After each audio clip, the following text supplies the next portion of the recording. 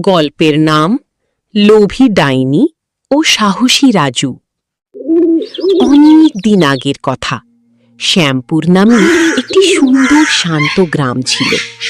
গ্রামের চারপাশে সবুজ ধানের ক্ষেত, নদী আর বড় বড় গাছপালা ছিল। গ্রামের মানুষ চাষবাস আর পশুপালন করে খুব সুখে দিন কাটাতো। আহা, আমাদের গ্রামটা কত সুন্দর, সবাই কত শান্তিতে থাকে। কিন্তু সেই সুখ বেশি দিন টিকল না। গ্রামের পাশের গভীর জঙ্গলে এক ভয়ঙ্কর ডাইনি এসে বাসা বাঁধল। জঙ্গলের ভিতরে এক পুরনো ভাঙা কুঁড়ে ঘরে সে একা থাকত। এই গ্রামের সব ধন সম্পদ একদিন আমার হবে। ডাইনিটি ছিল খুব লোভী আর নিষ্ঠুর। গভীর রাতে সে জাদুর ঝাড়ুতে চড়ে গ্রামে আসত। কখনো কৃষকদের পাকা ধান নষ্ট করত, আবার কখনো গোয়াল ঘর থেকে গরু ছাগল চুরি করে নিয়ে যেত।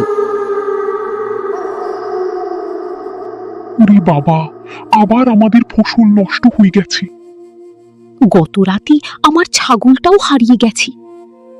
দিনের পর দিন ডাইনির অত্যাচারে গ্রামের মানুষ খুব ভয় পেয়ে গেল।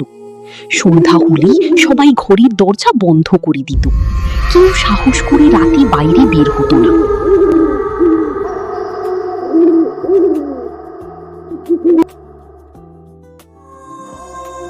এই ডাইনির হাত থেকে আমাদের কি বাঁচাবে? সেই গ্রামে রাজু নামে এক সাহসী ও বুদ্ধিমান ছেলে ছিল। সে গ্রামের মানুষের কষ্ট দেখতে পারছিল না। না, এভাবে আর চলতে পারে না, আমাকে কিছু একটা করতেই হবে। এরপর রাজু গোপনে ডাইনির উপর নজর রাখতে শুরু করলো। প্রতিদিন রাতে সে লুকিয়ে জঙ্গলের কাছে গিয়ে ডাইনির চলাফেরা দেখত।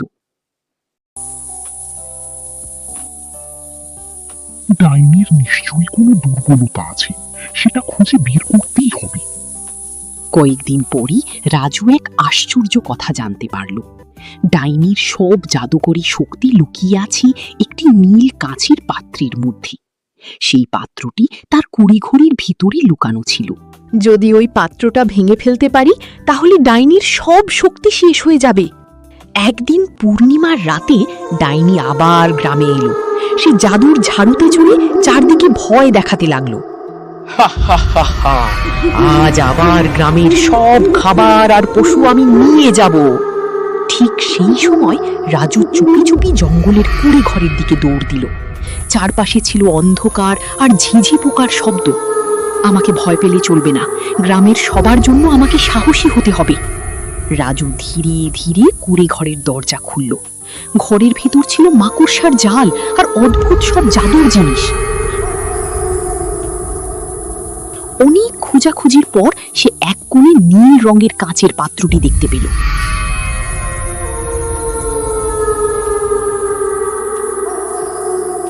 এই তো, এটাই ডাইনির জাদুর শক্তির উৎস। রাজু এক মুহূর্তও দেরি করল না। সে পাত্রটি তুলে নিয়ে জোরে মাটিতে আছাড় মারল। ঠাস!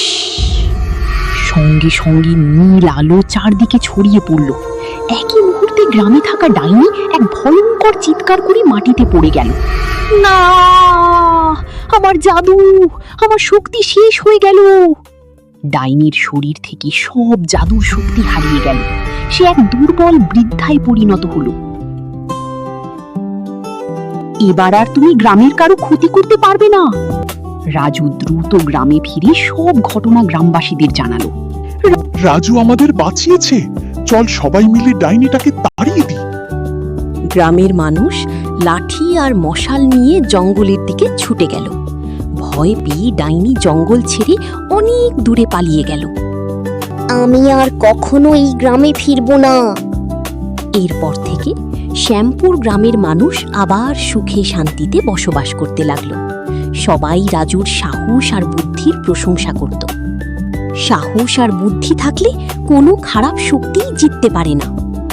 এই গল্প থেকে আমরা শিখি, সাহস, বুদ্ধি আর ঐক্য থাকলে যে কোনো বিপদকে জয় করা সম্ভব।